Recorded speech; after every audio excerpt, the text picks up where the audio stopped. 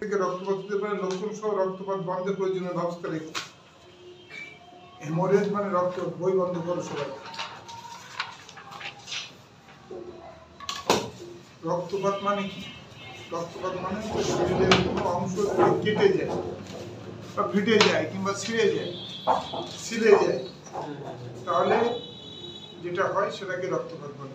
রক্তপাত আসলে কয়েকটা জিনিসের মাধ্যমে ঘটে থাকে। এই কথা বলেন, ওতে দায় দাগ না দেয় না দাগ, তোমরা কথা বলেন।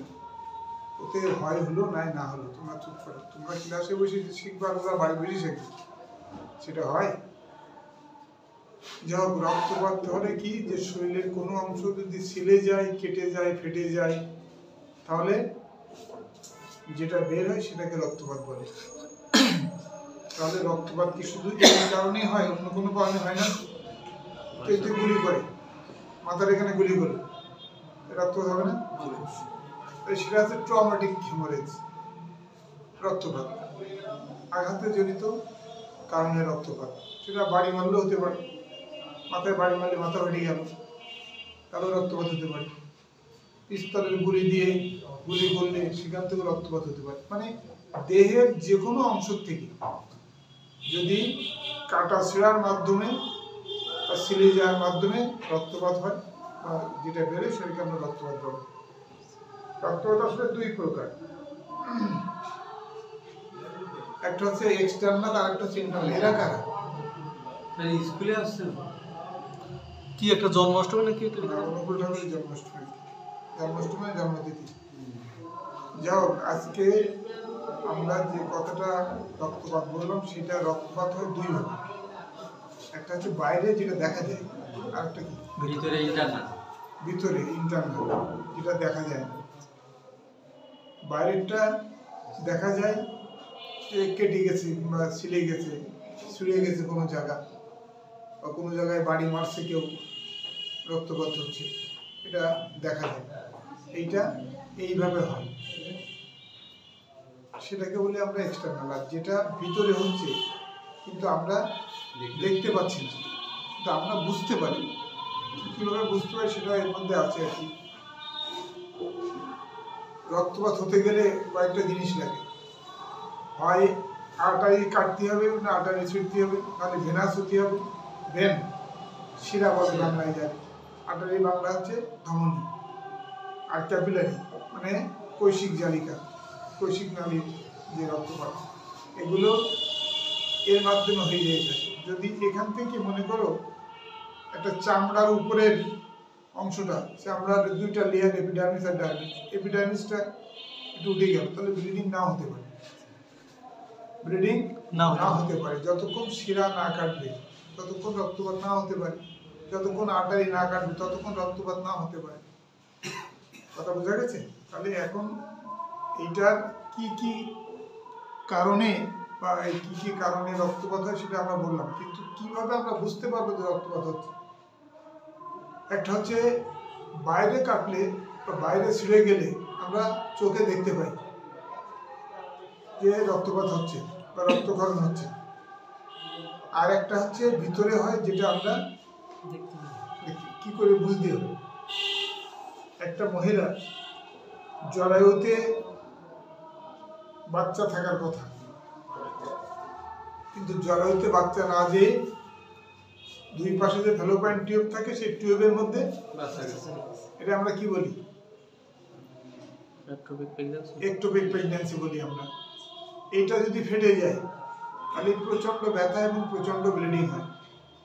ধরো এরকম একটা রোগী যদি তোমার কাছে আসে, তাহলে তুমি কি করে বুঝবা? কতগুলো পয়েন্ট আছে যেগুলো দেখলে তোমরা বুঝতে পারবে। প্রথমে এই জিনিসটা সন্দেহ করতে গেলে যে একটোপিক প্রেগন্যান্সি রাপচার হয়ে গেছে বা ফেটে গেছে, সেই কারণে রক্তপাত হচ্ছে, এইটা বুঝতে গেলে প্রথমে কি কি সত্য আছে? প্রথমে কি কি সত্য আছে যে আমরা এইটা বুঝবো যে এটা একটোপিক প্রেগন্যান্সি বাস্ট হয়েছে? প্রচন্ড ব্যথা হবে, সত্য থাকতে হবে না? যদি এই মেয়েটার বলি যে এটা হয়েছে, ও কি বললে এটা প্রমাণিত হবে যে ওর এটা ওইখানে বাচ্চা আসছিল, ফেটে গেছে, তাই রক্তপাত হচ্ছে? ওকে জিজ্ঞেস করতে হবে যে ও বিবাহিত কিনা, ঠিক না? একটা অবিবাহিত মেয়ের কাছে এই প্রশ্ন করলে তো হবে না। একটা অবিবাহিত মেয়েকে এই কথা বললে হবে না যে আপনার একটু প্রেগনেন্সি হয়েছে, হবে? না। তাহলে প্রথম সত্য হচ্ছে যে সে তার বিবাহিত। বিয়ে হয়েছে কিনা এটা জিজ্ঞেস করতে হবে, সে বিবাহিত কিনা। আর কি জিজ্ঞেস করতে হবে? মাসিক বন্ধ কিনা। সে বললো যে আমি বিবাহিত কিন্তু আমার মাসিক বন্ধ না, আমার প্রতি মাসে মাসে মাসিক হচ্ছে, তাহলে তো একটু প্রেগনেন্সি হবে না। একটোপিক প্রেগনেন্সি হতে গেলে তার পেটে বাচ্চা থাকা লাগবে, তার জন্য মাসিক বন্ধ হওয়া লাগবে। মাসিক বন্ধ না হলে তো পেটে বাচ্চা থাকে না। কারোর কারোর থাকে, এটা আবার একদম বলা যাবে না থাকে না। অনেক মহিলা আছে যাদের পেটে বাচ্চা গেছে কিন্তু আবার মাসে মাসে মাসিক হচ্ছে, এরকম আবার অনেক দেখা যায়, অনেক সময় শোনাও যায়। তাহলে আমরা এইভাবে কিছু ক্লু খুঁজিয়ে আমরা এই কাজটা করতে পারি। সঙ্গে একটা আলট্রাসাউন্ড রিপোর্ট হলে খুবই ভালো হয়, সেটাতে আরো ভালো বোঝা যাবে। যদি আলট্রাসাউন্ড রিপোর্ট না হয় তাহলে এই কথাগুলো জিজ্ঞাসা করতে হবে। ভিতরে রক্তক্ষরণ হচ্ছে, বাইরের থেকে কিভাবে আর বোঝা যাবে? চোখের পাতা টানলে দেখতে হবে। চোখের পাতা টানেও দেখা যায় যে সাদা হয়ে যাচ্ছে কিনা, রক্ত কমে যাচ্ছে কিনা। আর কি করলে বোঝা যাবে? তার প্রেশারটা দেখতে হবে না? প্রেশার কি হবে? প্রেশার কম হয়ে যাবে, সে ফ্যাকাশি হয়ে যাবে। তার প্রচন্ড ব্যথা হচ্ছে, সে সময় ফ্যাকাশি হয়ে যাচ্ছে। চোখের পাতা টানি ধরে দেখলাম যে গায়ে রক্ত কম, হ্যাঁ গায়ে রক্ত কম। প্রেশার দেখলাম যে লো, তাহলে তো আমাকে বুঝতে হবে যে তার ভিতরে কোথাও এটা একটোপিকের কারণে না, একটোপিক না মনে করো।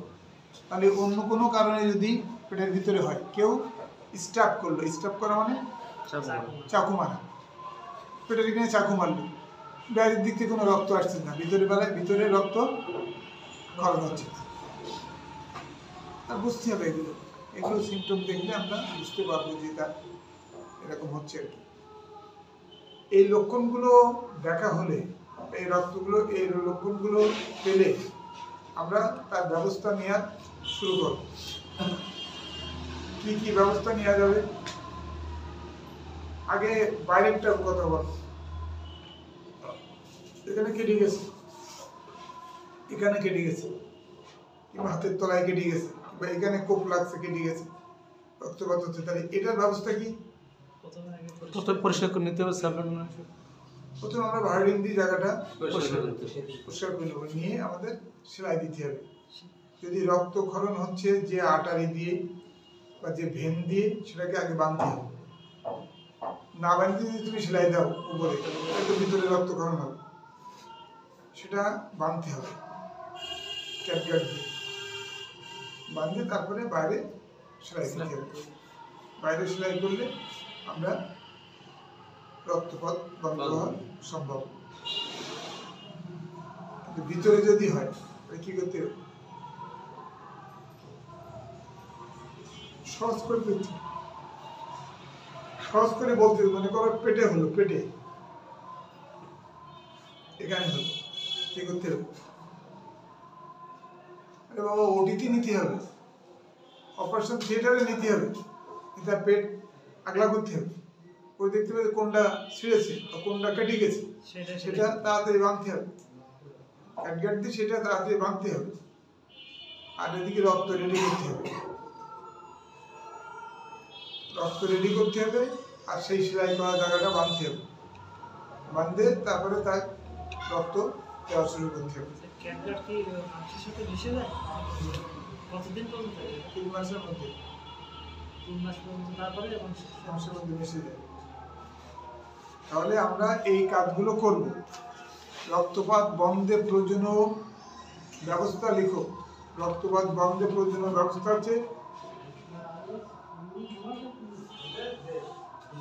রক্তপাতের বন্ধে আমরা প্রথমে এই স্টেপগুলো নিলাম, তারপরে এর সঙ্গে এবার চিকিৎসা দিতে হবে। এগুলো তো ব্যবস্থা, এগুলো তো চিকিৎসার একটা অংশ আর কি। এগুলো না করে শুধু চিকিৎসা দিলে তো হবে না। যে যার গায়ে রক্ত পড়ে ফ্যাকাশে হয়ে যাচ্ছে, হাত পা কাঁপতেছে, সাদা হয়ে গেছে, তাকে স্যালাইন দিলে হবে? তার তো রক্ত দিতে হবে, রক্তের পরিবর্তে রক্ত দিতে হবে। আর যেখান থেকে রক্ত পড়তেছে বা যে কারণে রক্তপাত হচ্ছে সেই কারণটা খুঁজে বের করতে হবে। খুঁজে বের করে যত তাড়াতাড়ি সম্ভব সেটা আটকাতে হবে।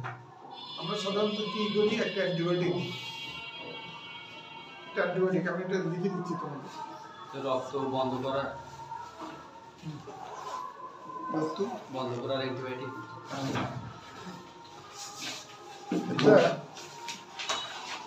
প্রথমে বাইরের কথা চিন্তা করি, ভিতরে হলে আমাদের দরকার নেই, আমরা বাইরের কথা চিন্তা করি। বাইরে হলে একটা অ্যান্টিবায়োটিক দিতে হবে, ধরো capsule augment, AUGMENT, augment 625 milligram, একটা অ্যান্টিবায়োটিক, অ্যামিনোসিন আর ফ্লাভোনিক অ্যাসিডের মিশ্রণ, অগমেন্ট 3 বেলা 3টা।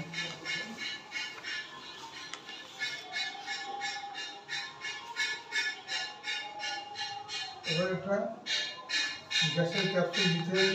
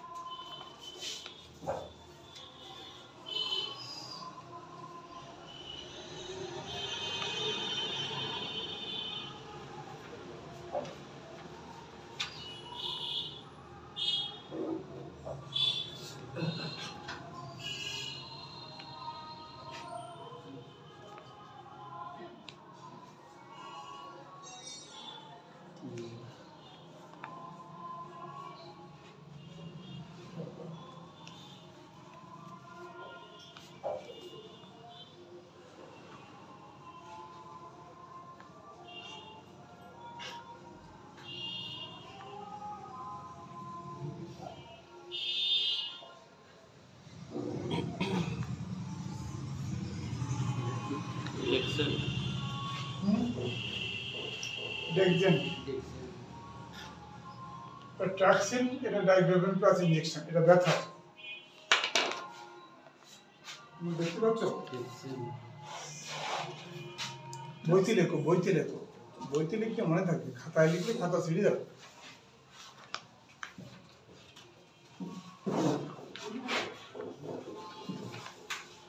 লাস্টটা কি স্যার? TRAXYL, ট্রাক্সিন।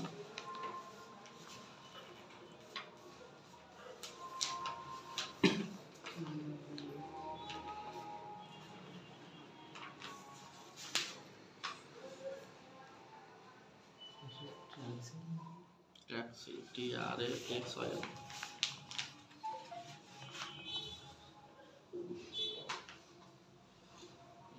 স্যার ট্রাক্সিলটা কি রক্তপাত বন্ধ হয়ে গেলেও খাবে 5 দিন? 3 দিন সাধারণত খাওয়া যায়, 3 দিনের মধ্যে বন্ধ হয়ে যায়।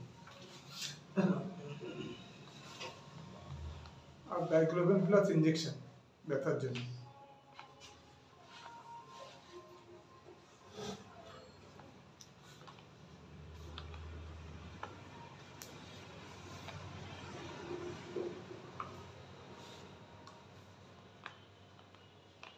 তুমি লিখছো?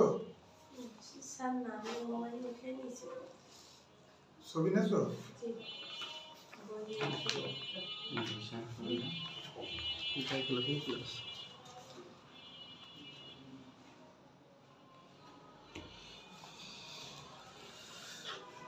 লিখছো? জি। এটা হচ্ছে রক্তপাতের চিকিৎসা, ঠিক আছে? জি, কোনো প্রশ্ন আছে? কোনো প্রশ্ন থাকলে বলো। এটা কিন্তু বাইরের চিকিৎসা। ইন্টারনাল হেমোরেজ যদি হয় তাহলে তার কারণ বা ধরন অনুযায়ী তার চিকিৎসা হবে। যদি কারোর মাথায় গুলি লাগে, ব্রেন যদি অপারেশন হয়, তাহলে তো আর এই ওষুধ দেওয়া যাবে না, যাবে? তাকে সব ইনজেক্টেবল ফর্মে দিতে হবে, ট্রাক্সিল ইনজেকশন দিতে হবে, অ্যান্টিবায়োটিক ইনজেকশন ফর্মে দিতে হবে, রক্ত চলবে, ঠিক আছে? এগুলো করতে হবে। ট্রাক্সিলটা কি শুধু রক্তকর নাকি ব্যথারও কাজ? ব্যথার কাজ করে সাধারণত রক্তক্ষরণের জন্য, ব্যথার জন্য ওই ডাইক্লোভিন প্লাস ইনজেকশন। বুঝা গেছে? স্যার অর্গানসও কি রক্তক্ষরণের জন্য? এটা অ্যান্টিবায়োটিক আর কি। ওটা না দিয়ে অন্য অ্যান্টিবায়োটিকও দেওয়া যায়, আমি একটু অগমেন্ট দিলাম। এটা অ্যাভোগাড্রোনিন আর ক্লাভেনিক অ্যাসিডের কম্বিনেশন।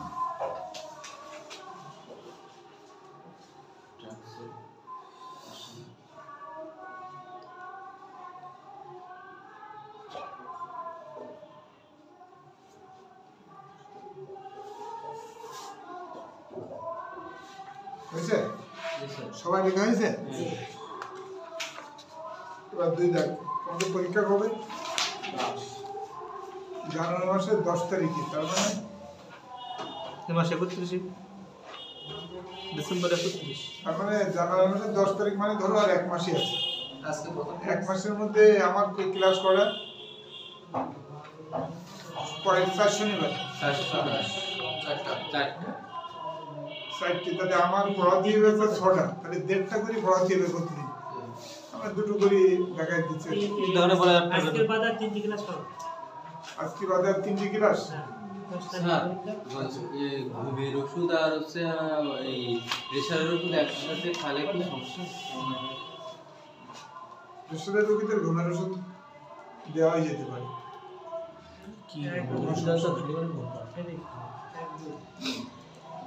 আচ্ছা, কটা আছে? 3টি।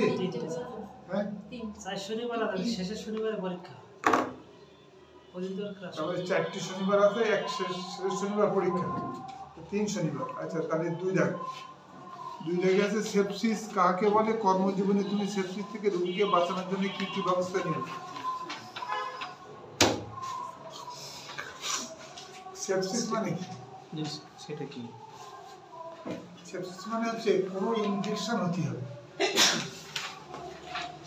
কোনো ইনফেকশনের জায়গায় বা কোনো ক্ষতের জায়গায় যদি কোনো জীবাণু ঢুকে, সে তারে আরো বেশি ক্ষতিকারক জায়গা করে তোলে। মনে করো এই জায়গাটা একটা ঘা হয়েছে, ঘাতে আরো বড় আকার এটা ইনফেকশন হলো, ইনফেকশন ঘাটা যত যত্ন তুমি করলে না, তাহলে ঘাটা আরো ইনফেকশন হয়ে ইনফেক্টেড হয়ে এটা পচে গলে গেল আর কি। সেটা হচ্ছে সেপসিস। সেপসিস মানে ইনফেকশনের জায়গায় নতুন করে ইনফেকশন হয়। সেপটিক ইনফেকশন, যেটা সেপটিক, সেপটিক আর সেপসিস। সেপসিস মানে যে জায়গাগুলো ইনফেকশন আছে সেই জায়গাগুলো জীবাণু ঢুকে আরো পুনরায় আবার ইনফেকশন তৈরি করছে। সেটা হচ্ছে বিষক্রিয়ার জন্য হচ্ছে, টক্সিন লেবারেট করে সেই কারণে হচ্ছে। এটাকে বলা হয় সেপসিস। তার মানে এইটা যদি প্রিভেন্ট করতে হয় তাহলে কি করতে হবে? মনে করো একটা লোক এখানে কেটে গেছে, সেটা নিয়ে তোমার কাছে আসলো, তুমি তাড়াহুড়ো করে সেলাই দিলে, হাতে কোনো গ্লাভস ট্লাভস পরলে না, ময়লা মাটি মাখানো আছে, অত পরিষ্কার টরিষ্কার করলে না, সেলাই দিলে 7 দিন অ্যান্টিবায়োটিকও খাওয়ালি, দেখা গেল যে কিছু হয়নি, সেলাই একটা জোড়ে নি, 7 দিন পরে সেলাই কেটে দিলে লেগে গেছে। ওইটা যদি রেখে দাও ওই অবস্থায়, তাহলে আরো বেশি ইনফেকশন হবে, সেইটাকে বলে সেপসিস। তাহলে ওটা কি করতে হবে? মনে করো এরকম ঘটনা ঘটে গেছে, সেলাই সব কাটিয়ে দিয়ে পুনরায় প্রথম থেকে আবার ড্রেসিং করে হাতে ড্রেসিং করার নিয়ম আছে। ড্রেসিং করার নিয়ম কি? হাত আগে জীবাণু মুক্ত করতে হবে। প্রথম আগে হাত পরিষ্কার করতে হবে সাবান দিয়ে হাত পরিষ্কার করতে হবে, এটা ঠিক আছে। আমি যদি সাবান দিয়ে হাত পরিষ্কার না করে গ্লাভস পরে না, সাবান দিয়ে হাত পরিষ্কার করলে শুধু হবে না, হাতে কোনোই পর্যন্ত এক্সেসল দিয়ে ভালো করে বসতে হবে। হাতটা শুকাতে হবে, তারপরে গ্লাভস করতে হবে। এটা হচ্ছে মজার জিনিস। আমি হাত ধুলাম না, গ্লাভস করে নিলাম, এসবগুলো করে ক্যাথেটারটার পড়াতে গেলে তখন আর অত হাত ধোয়াধুয়ি করে না। এটা 2টা গ্লাভস করে তাড়াতাড়ি ক্যাথেটার দিতে। এটা ওইরকমই হবে। ভূমিকম্পই মনে হয়েছে। কাজ বেশি করে এবার চেয়ে দেয় হ্যাঁ আর কিছু